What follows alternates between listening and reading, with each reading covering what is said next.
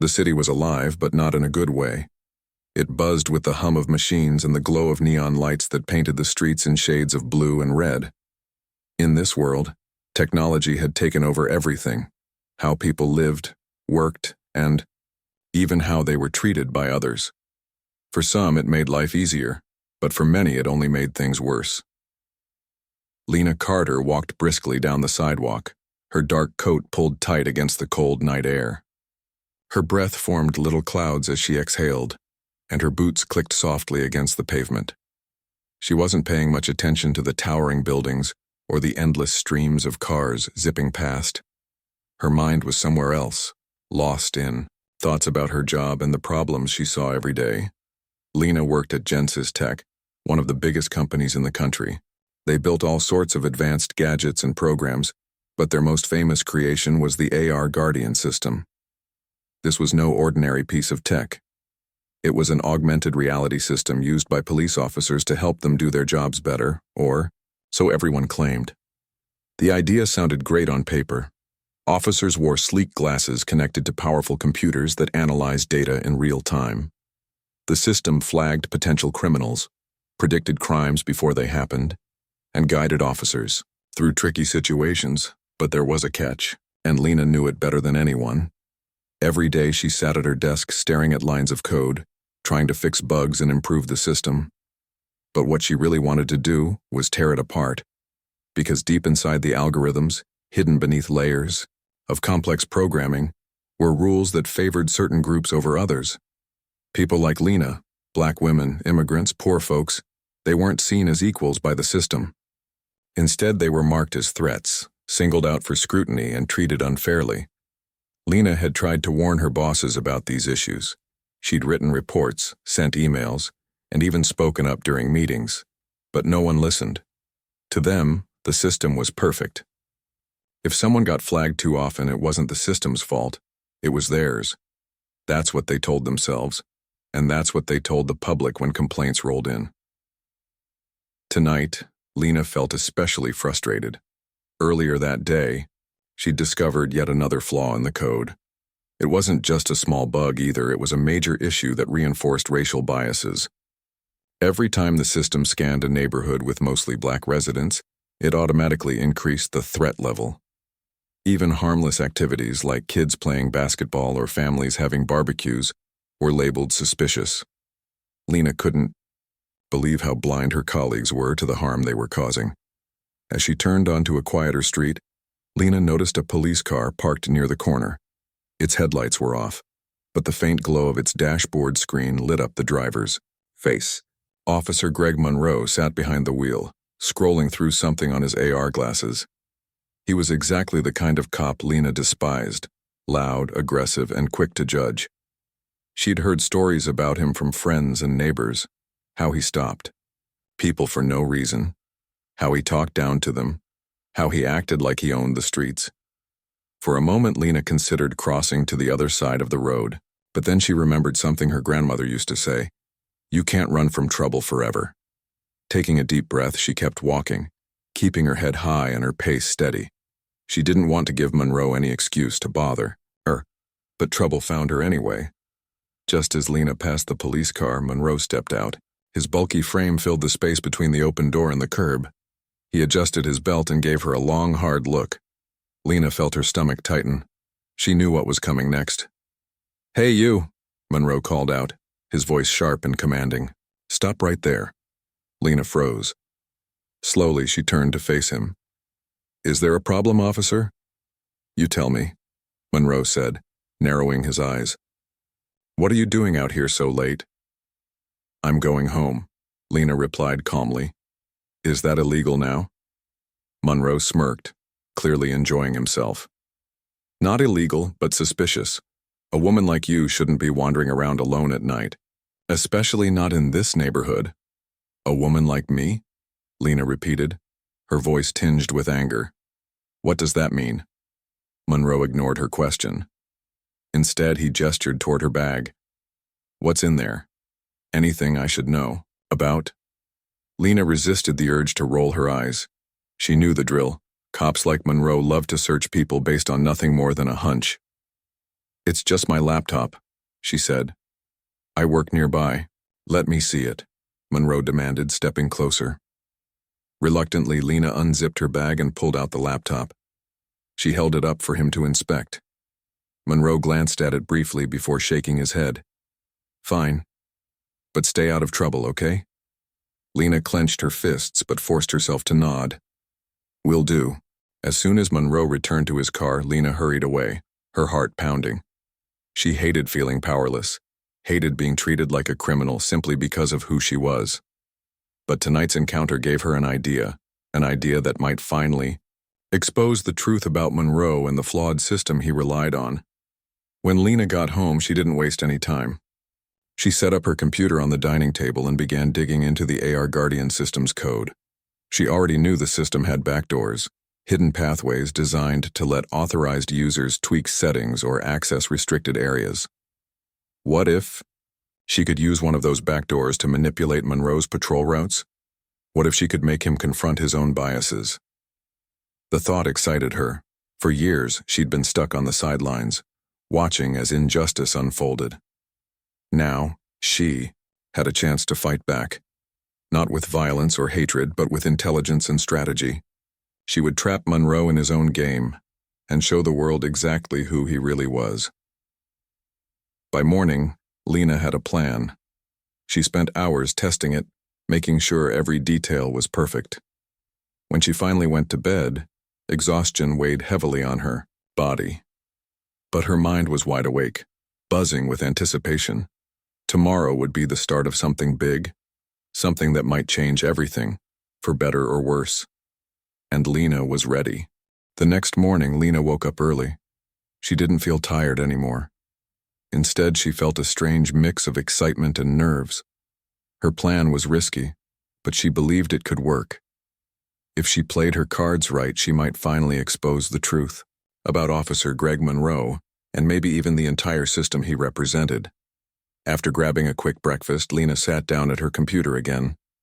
She opened the files she'd been working on late into the night. On the screen were lines of code, complex and intricate, but Lena understood them perfectly. She had spent years studying systems like this one, and now she was using that knowledge to turn the tables. Her first step was simple. She needed to access the AR Guardian system's backdoor. This wasn't easy. It required bypassing multiple layers of security. But Lena had done it before during her time at Genesis Tech. Back then, she'd used the backdoor for testing purposes. Now, she was using it for something far more personal. Once, inside the system, Lena began tweaking Monroe's patrol routes. Normally, officers received their assignments based on data fed into the AR Guardian system, things like crime rates, traffic patterns, and calls for service. But Lena knew how to manipulate that data. She started by creating fake alerts. These weren't random. They were carefully designed to send Monroe to specific places where he would encounter situations that revealed his true nature. For example, Lena flagged a quiet park in a wealthy neighborhood as a hotspot for drug activity. She knew Monroe wouldn't question it. He trusted the system completely. To him, the AR glasses were infallible. They told him what to do, and he followed orders without thinking twice. Lena also made sure the alerts came with vague descriptions of suspects, just enough to give Monroe room to act on his biases. As the day went on, Lena monitored Monroe's movements. She had hacked into the city's surveillance network, giving her access to cameras scattered throughout the streets. From her apartment, she watched as Monroe responded to the first fake alert. He drove to the park, got out of his car, and began questioning people who were simply enjoying a peaceful afternoon. Most of them were white families with children, but Lena noticed how Monroe treated them compared to others. His tone was polite, almost apologetic. He didn't search anyone or make arrests. When nothing turned up, he left without a second thought. Lena smirked. So far, so good. But this was only the beginning. Later that evening, Lena triggered another alert. This time, it directed Monroe to a busy street corner in a predominantly black neighborhood. The description of the suspect was intentionally vague. Male, mid-20s, wearing a hoodie. It was the kind of detail that meant nothing, but to someone like Monroe, it meant everything. Through the camera feed, Lena watched as Monroe arrived at the scene. He parked his car haphazardly, blocking part of the sidewalk. Then he stepped out, his hand resting on the grip of his gun. Lena's jaw tightened as she saw him approach a young man standing near the corner. The man was harmless, just waiting for a bus, but Monroe didn't care. He demanded ID, searched the man's pockets, and even frisked him, all while ignoring the protests of bystanders. Lena recorded everything. Every word Monroe said, every action he took, every expression on his face. She zoomed in with the camera to capture close-ups, ensuring there was no doubt about what was happening. By the time Monroe finished his pointless search and drove away, Lena had hours of damning footage. But she wasn't done yet. Over the next few days, Lena kept feeding Monroe false leads. Each one pushed him deeper into her trap. One night, she flagged an elderly Asian woman walking her dog as a potential burglar. Another time, she marked a group of Latino teenagers playing soccer as gang members. Every incident was different, but the pattern was clear. Monroe targeted people of color while treating white individuals with respect. At first, Monroe didn't seem to notice anything unusual. He assumed the anomalies were glitches in the system. After all, technology wasn't perfect. But as the incidents piled up, he started to grow suspicious. Why was he being sent to so many strange locations? Why did these assignments always involve minorities? And why did nothing ever come of them? Monroe decided to investigate. He called the tech department at Genesis Tech, demanding answers. "There's something wrong with your system," he barked into the phone. "I'm getting bogus alerts all over the place." On the other end of the line, a technician tried to reassure him. "The AR Guardian system is highly reliable, Officer Monroe. Are you sure you're interpreting the data correctly?" "Of course I am," Monroe snapped. "I've been doing this job for years. I know what I'm seeing." The technician hesitated. "Well, if you're concerned, we can run diagnostics. But I assure you the system doesn't make mistakes." Monroe hung up, fuming. He didn't trust tech geeks. They always sided with their precious machines. Something else was going on here, and he intended to find out what. Meanwhile, Lena continued her operation. She added new layers to her plan, making it harder for Monroe to trace the source of the alerts.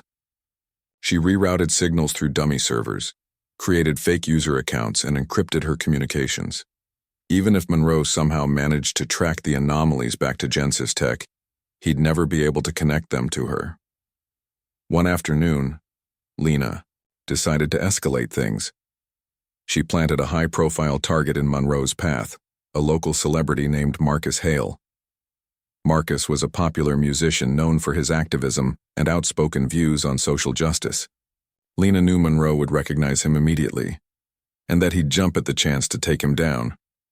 She flagged Marcus as a fugitive wanted for armed robbery, complete with a fabricated warrant number and mugshot. Then she waited. It didn't take long for Monroe to bite. Within minutes of receiving the alert, he sped toward the address Lena had provided. When he arrived, he found Marcus sitting outside a cafe signing autographs for fans. Without hesitation, Monroe jumped out of his car, drew his weapon, and shouted, "Freeze! Put your hands where I can see them." Panic erupted as bystanders screamed and scattered. Marcus looked confused but complied, raising his hand slowly. "What's going on?" he asked. "Why are you pointing a gun at me?" "Don't play dumb," Monroe growled. "You're under arrest for armed robbery. I think you've got the wrong guy," Marcus said calmly. "I haven't done anything." "Save it for the judge," Monroe shot back. He grabbed Marcus roughly, handcuffing him despite the protests of witnesses.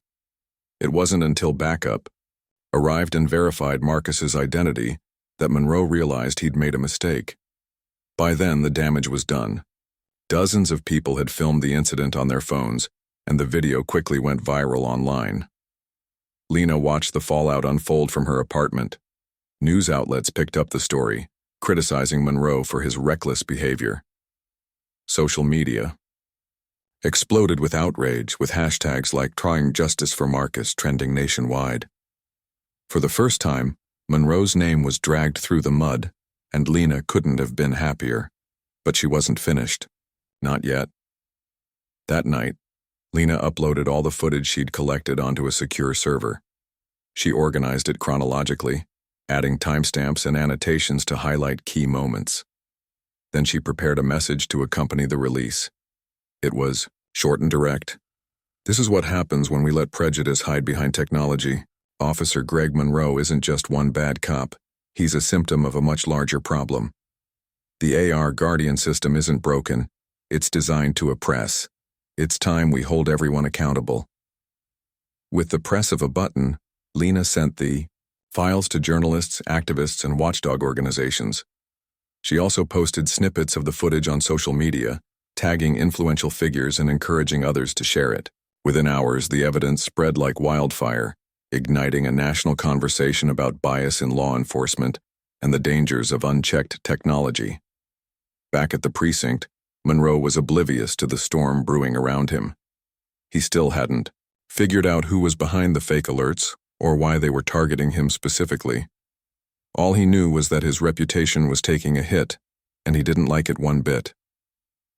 Little did he know, the worst was yet to come. Lena leaned back in her chair, staring at the glowing screen in front of her. She felt a mix of satisfaction and determination. She had set the stage for Monroe's downfall, but this was only the beginning. Her ultimate goal was bigger than one corrupt cop. She wanted to dismantle the entire system that allowed people like him to thrive. The night was quiet, almost eerily so. Lena sat in her small apartment staring at the live feed from the surveillance cameras she had hacked into. Her plan was almost complete, but the final step would be the hardest and the most dangerous. She had spent days luring Officer Greg Monroe into her trap, feeding him false leads and exposing his biases to the world. Now, she needed to confront him directly. Lena had chosen an abandoned industrial complex on the outskirts of the city as the location for their showdown. It was a place no one ever visited anymore, filled with rusting machinery, broken windows, and shadows that seemed to stretch endlessly. The perfect setting for what she had planned. She rigged the building with hidden cameras, microphones, and holographic projectors. Every detail was carefully prepared. This wasn't just about trapping Monroe. It was about making him face the truth. Monroe arrived late in the evening, responding to yet another fake alert Lena had planted in the AR Guardian system. The system flagged the industrial complex as the hideout of a dangerous fugitive wanted for multiple violent crimes. Of course, there was no fugitive, just Lena and her setup. But Monroe didn't know that. He parked his car outside the building, adjusted his belt and stepped inside, his hand resting on the grip of his gun. As soon as Monroe entered, the heavy metal doors slammed shut behind him. Startled, he spun around, trying to pry them open, but they wouldn't budge. The sound of his boots echoed through the empty space as he moved cautiously forward, scanning the area with his AR glasses. "Who's there?" he called out, his voice tense. "This isn't funny." Suddenly, the room was bathed in a soft blue light. A holographic projection appeared before him, a life-sized image of Lena Carter. Her expression was calm but firm, her eyes locked onto his. "Officer Monroe," she said, her voice clear and steady. "You've been chasing ghosts all week. Did you really think it was coincidence?" Monroe froze, his jaw dropping as he recognized her. "You?" he spat. "What are you doing? This is police business." "This is police business," Lena replied coolly. "Yours specifically. You've spent years hiding behind badges and algorithms, targeting innocent people because of the color of their skin. Tonight, you're going to answer for it." Monroe's face twisted in anger. "You think you can trap me here? You're messing with things you don't understand. I'll have your head for this." Lena ignored his threats. Instead, she activated the next phase of her plan. The walls around them lit up with projections, videos of every incident she had recorded over the past week. There was Monroe harassing the young black man in the hoodie, frisking the elderly Asian woman, and drawing his weapon on Marcus Hale. Each clip played in vivid detail, accompanied by timestamps and annotations highlighting his misconduct. "What is this?" Monroe shouted, backing away from the images. "That's not real, it's edited." "It's all real," Lena said sharply. Every moment was captured by city cameras. You can't deny it because it's already out there. The whole world has seen what you've done. Monroe clenched his fists, his face turning red. Fine. So what if I stopped a few people? That's my job. I'm protecting this city. No, you're not, Lena shot back. You're terrorizing it. You use your badge as an excuse to act on your prejudices. Do you even realize how much harm you've caused? Before Monroe could respond, Lena triggered the next part of the simulation. The hologram shifted, immersing him in augmented reality scenarios designed to make him relive his actions from the perspectives of those he had targeted. First, he found himself standing in the shoes of the young man in the hoodie. He heard the fear in the man's voice as Monroe accused him of being a criminal. Then he became the elderly woman, trembling as Monroe searched her bag and questioned her right to exist in public spaces. Finally, he saw himself through the eyes of Marcus Hale, pointing a gun at an innocent person while bystanders screamed in horror. Each scenario hit Monroe like a punch to the gut. At first, he tried to resist, shaking his head and muttering denials under his breath. This isn't fair, I was following protocol. But as the simulations continued, his defenses began to crumble. He couldn't escape the overwhelming weight of guilt pressing down on him. When the final scenario ended, Lena reappeared in front of him. Now you see, she said softly. This is what you've done. This is who you are. Monroe sank to his knees, his hands trembling. For the first time in his life, he was forced to confront the consequences of his actions.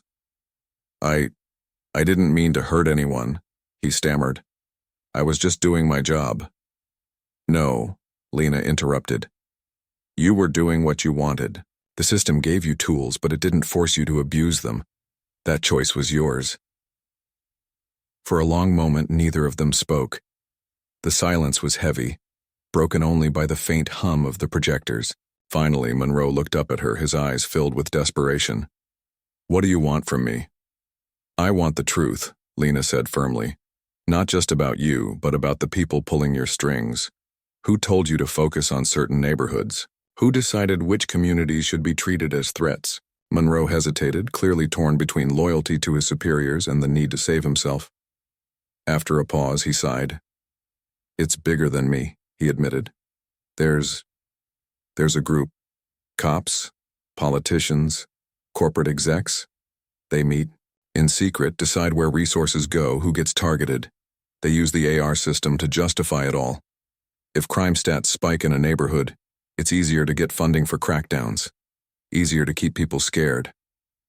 Lena nodded, unsurprised, but still furious. So it's not just you, it's the entire system. Yeah, Monroe muttered. But I'm just a cog in the machine. What difference does it make? It makes all the difference, Lena said, stepping closer. Because now we know who's really responsible, and we're going to take them down. With that, Lena ended the simulation and opened the doors. Monroe stumbled out into the night air, shaken and defeated. He didn't try to fight back or chase after her. Instead, he got into his car and drove away, leaving behind the ruins of his career, and perhaps his soul. Back in her apartment, Lena uploaded the recordings of their confrontation to the same secure server she had used before. She added Monroe's confession to the mix, ensuring there was undeniable proof of the conspiracy he had described. Then she sent the files to journalists, activists, and government watchdogs. Within hours, the story exploded across the internet, sparking outrage and calls for accountability. Lena leaned back in her chair, exhausted but resolute. She had set the stage for change, but she knew the fight was far from over. Powerful people would try to silence her, discredit her, or worse, but she refused to back down. The truth was out there now, and nothing could stop it.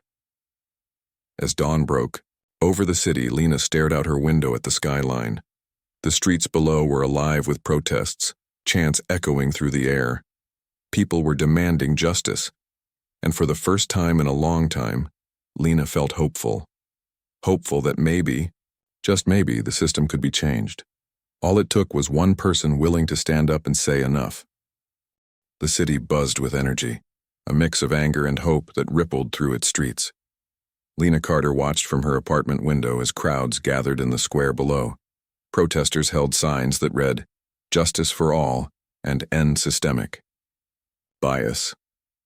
Their voices carried upward, chanting slogans that echoed off the buildings. It was surreal to see the impact of her actions unfold so quickly. Just days ago, she had been an ordinary software engineer, frustrated by the flaws in the AR Guardian system. Now she was at the center of a movement, but Lena knew the fight wasn't over yet. Exposing Greg Monroe's misconduct and revealing the conspiracy behind the biased system was only the beginning. Powerful people were involved: politicians, corporate executives, and high-ranking law enforcement officials. They wouldn't go down without a fight, and Lena was prepared to face whatever came next. As the protests grew louder, news outlets scrambled to cover the scandal. Journalists combed through the evidence Lena had released, piecing together the story of corruption and systemic racism. Interviews with victims of Monroe's abuse aired on television, their faces filled with pain but also determination. Activists spoke out about the dangers of relying on flawed technology to make life and death decisions. Public pressure mounted, forcing lawmakers to call emergency hearings to investigate the AR Guardian system and its role in perpetuating inequality. Lena stayed glued to her computer, monitoring the developments. She hadn't revealed herself as the source of the leaked information, instead letting the evidence speak for itself. But she knew it was only a matter of time before someone connected the dots. Her name was already whispered in online forums and social media threads. Some praised her as a hero. Others accused her of being reckless or dangerous. Either way, Lena understood that staying anonymous wouldn't protect her forever. One morning, as Lena sipped her coffee and scrolled through the latest headlines, there was a knock at her door. Her heart skipped a beat. She wasn't expecting visitors. Carefully, she peeked through the peephole. Standing outside was a man in a dark suit, his posture stiff and official-looking. He held up a badge. FBI. Taking a deep breath, Lena opened, the door just wide enough to see him clearly. "Can I help you?" she asked, keeping her tone neutral. "Ms. Carter?" the agent said. "My name is Agent Ryan. We need to talk." Lena hesitated. She could deny knowing anything, but that wouldn't stop them from investigating her. Instead, she stepped aside and let him in. "What's this about?" she asked, closing the door behind him. Agent Ryan glanced around her modest apartment before turning his attention back to her. "You're aware of the recent leaks regarding the AR Guardian system and Officer Monroe, correct?" "I've seen the news," Lena replied cautiously. Like everyone else, Ryan studied her for a moment, then nodded. "We believe you may have information relevant to our investigation, specifically how the data was obtained and who else might be involved." Lena crossed her arms, her mind racing. She had anticipated this moment but hadn't expected it so soon. "I'm not sure what you're asking me," she said evenly. "I work for Genesis Tech, sure, but I don't have access to classified information." Ryan raised an eyebrow. "Don't play dumb, Ms. Carter. Your background checks out. You're one of the top engineers at Genesis. You know the system better than almost anyone, and now, suddenly, we have hours of footage exposing its flaws. Coincidence? I doubt it." Lena forced herself to remain calm. "If you think I'm responsible for leaking that footage, you'll need more than speculation to prove it." "We will find proof," Ryan said firmly. "But if you cooperate, it could go easier for you. Help us identify the masterminds behind this operation, and we might be able to offer you some protection." "Protection?" Lena almost laughed. She knew exactly who the masterminds were, the same powerful figures who had designed the AR Guardian system to serve their interests. If she named names, they would destroy her. But if she stayed silent, they'd do the same anyway. Either way, she was trapped. "I don't know anything," Lena repeated. "But if I did, I'd tell you. This isn't about me, it's about holding people accountable." Ryan sighed, clearly frustrated. "Fine, but don't say I didn't warn you. When the truth comes out, and it will, you'll wish you'd cooperated." After he left, Lena locked the door and leaned against it, her heart pounding. She knew she couldn't trust the FBI, or anyone else tied to the system she was fighting against. They weren't interested in justice, they were interested in protecting their own. That meant she was on her own. Over the next few days, the stakes grew higher. Anonymous messages began appearing in her inbox, threatening her safety, if she didn't stop digging. Some came from untraceable email accounts, others were handwritten notes slipped under her door. One read simply, "You've made your point. Back off or else." Another warned, "They always win. Don't throw your life away." Despite the threats, Lena refused to back down. She spent long hours documenting every detail of her findings, making sure the evidence was secure. She reached out to trusted allies, activists, journalists, and tech experts who agreed to help amplify her message. Together, they planned a coordinated campaign to keep the pressure on lawmakers and demand real change. Meanwhile, the fallout from the scandal continued to spread. High-profile figures implicated in the conspiracy started distancing themselves from the AR Guardian system, claiming ignorance or blaming lower-level employees. A few resigned in disgrace, while others dug in their heels, denying any wrongdoing. Public opinion shifted rapidly, with polls showing overwhelming support for reforming law enforcement practices and regulating predictive policing technologies. But the resistance wasn't limited to politicians and corporations. Within the police department, tensions simmered. Many officers defended the system, arguing that it was a valuable tool when used correctly. Others admitted privately that they had concerns but feared retaliation if they spoke out. A small group of whistleblowers emerged, sharing stories of how the system pressured them to target marginalized communities. Their testimonies added fuel to the fire, further eroding public trust in the status quo. Through it all, Lena remained focused. She gave interviews under pseudonyms, ensuring her identity stayed hidden for as long as possible. In one interview, she described the emotional toll of working at Genesis Tech, where she had witnessed firsthand how the algorithms reinforced bias. "It's not just about bad apples," she explained. "The barrel itself is rotten. Until we address the root causes of inequality, no amount of technology will fix the problem." Her words resonated with millions of people who felt unseen and unheard. Social media campaigns sprang up, urging citizens to demand accountability from their leaders. Petitions calling for the dismantling of the AR Guardian system gained millions of signatures. Even celebrities joined the cause, using their platforms to amplify Lena's message. Yet, amid the chaos, Lena couldn't shake the feeling that something bigger was looming. She had exposed Monroe and uncovered the conspiracy, but the true architects of the system remained untouchable. They operated in shadows, pulling strings from behind closed doors, and Lena knew they wouldn't let her challenge go unanswered. One night, as she worked late into the evening, her phone buzzed with an incoming call. The number was blocked. Hesitant, she answered it. "Hello?" A distorted voice came through. The speaker. "You've caused quite a stir, Ms. Carter. Impressive, but foolish." Lena's grip tightened on the phone. "Who is this?" "That doesn't matter," the voice replied. "What matters is that you've meddled in affairs, far beyond your understanding. Stop now or you'll regret it." "And if I don't?" Lena challenged, though her voice wavered slightly. There was a pause, followed by a chilling laugh. "Then you'll learn why some secrets are best left buried." The line went dead. Lena stared at the phone, her pulse racing. Whoever was behind the call wasn't bluffing. This wasn't just about silencing her. It was about sending a message, a warning. For a moment, fear gripped her. She thought about giving up, walking away from everything she had fought for. But then she remembered the faces of those affected by the system. The young man in the hoodie, the elderly woman with her dog, Marcus Hale. Their stories haunted her, driving her forward. She couldn't abandon them now. With renewed resolve, Lena returned to her computer. She encrypted the remaining files and sent copies to multiple secure locations, ensuring they couldn't be destroyed. Then she drafted a final statement. One she hoped would inspire others to carry the torch if anything happened to her. To whoever reads this, she wrote, know that change is possible.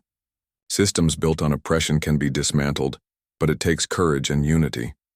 Stand together, speak out, and never stop fighting for justice. When she finished, Lena uploaded the statement to the same server housing the evidence.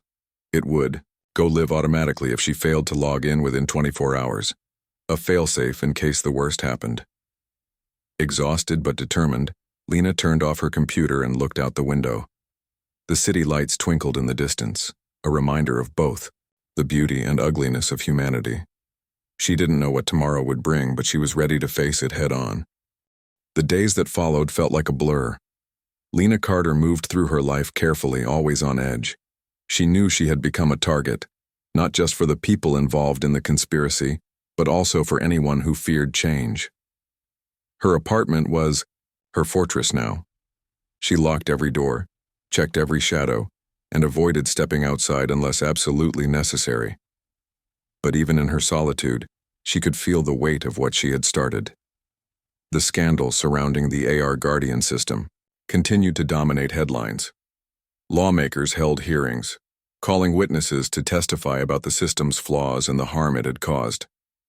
Activists packed the streets demanding reforms and accountability.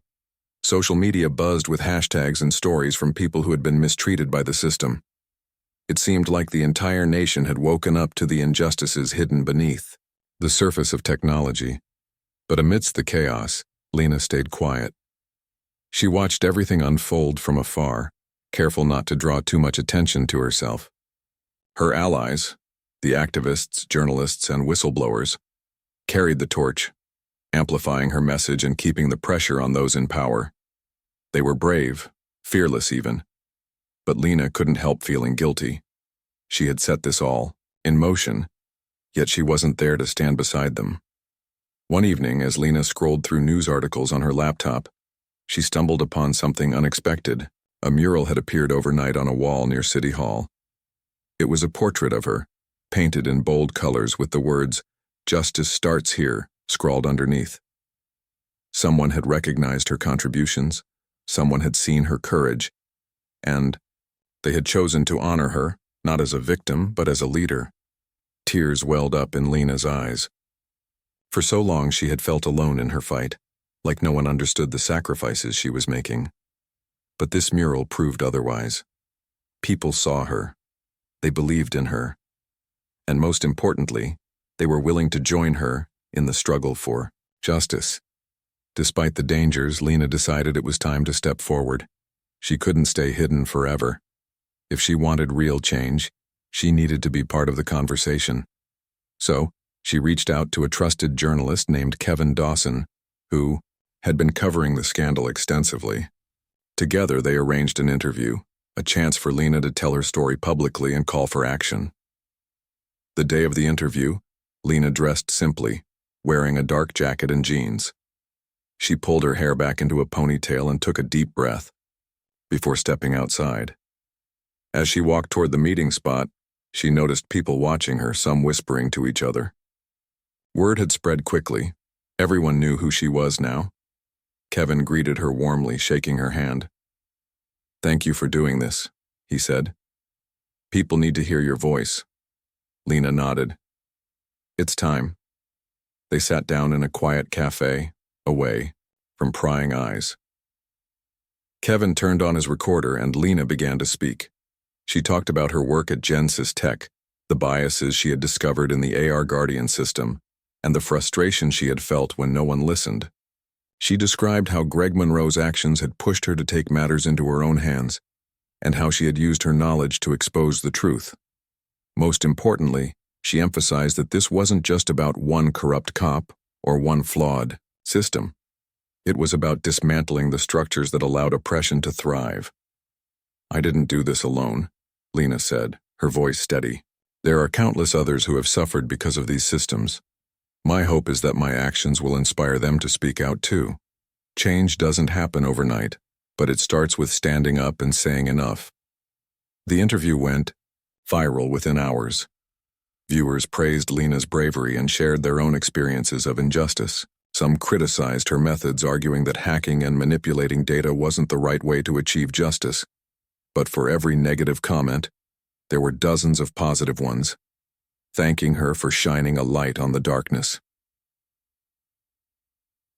As the weeks passed, the momentum grew. Lawmakers introduced bills aimed at regulating predictive policing technologies and increasing transparency in law enforcement practices. Activist groups organized workshops and rallies, teaching communities how to advocate for themselves and hold authorities accountable. Even tech companies began reevaluating their products, promising to prioritize fairness and ethics over profit. But not everyone welcomed the changes.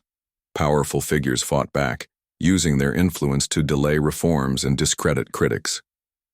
Anonymous threats against Lena intensified, forcing her to move apartments twice in a single month. One night as she returned home, she found her car vandalized, the words "traitor" spray-painted across the hood. Still, Lena refused to give up. She leaned on her support network, friends, family, and strangers who had rallied around her cause. They helped her stay safe, offering temporary housing and emotional support during the toughest moments. Slowly but surely, she rebuilt her life, finding strength in the community she had helped create. Months later, Lena stood atop a hill overlooking the city skyline. Below her, protesters filled the streets, holding signs and chanting slogans. The sound of their voices carried upward, a reminder of how far they had come, and how much farther they still had to go. Lena smiled faintly. She knew the road ahead wouldn't be easy. There would be setbacks, resistance, and moments of doubt. But she also knew that the movement she had sparked was bigger than any one person. It belonged to everyone who refused to accept inequality and injustice. As the sun dipped below the horizon, casting the city in shades of orange and pink, Lena whispered to herself, "We're just getting started."